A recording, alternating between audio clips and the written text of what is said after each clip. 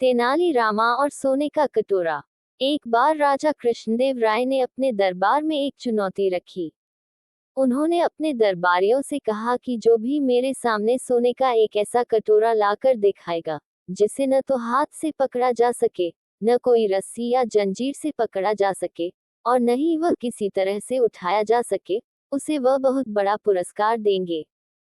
सभी दरबारी बहुत सोचने लगे और कई प्रयास किए, लेकिन कोई भी सफल नहीं हो सका।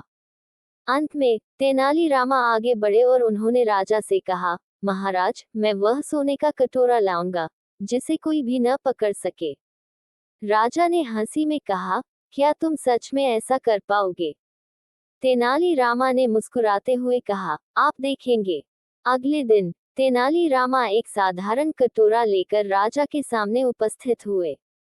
उन्होंने कटोरे को राजा के सामने रखा और कहा, महाराज, ये वह सोने का कटोरा है जिसे कोई भी पकड़ नहीं सकता। राजा कृष्णदेव राय हैरान होकर बोले, लेकिन ये तो सामान्य सा कटोरा है, इसमें सोने का कोई चिन्ह भी नहीं है। तेनालीरामा हंसी के साथ बोले, महाराज, इस कटोरे में सोने का कोई रूप नहीं है, लेकिन ये कटोरा तब तक किसी के हाथ में नहीं आएगा जब तक वह इसके मूल्य को न समझे और उसे अपनी इच्छाओं से न जोड़े। यही कटोरा सबसे बड़ा है। राजा कृष्णदेव राय ने तेनालीरामा की बात समझी और मुस्कुराते हुए कहा, तेनालीरामा, तुमने सही कहा। असल में ये कटोरा किसी के हाथ में तभी आएगा जब वह इसे समझेगा।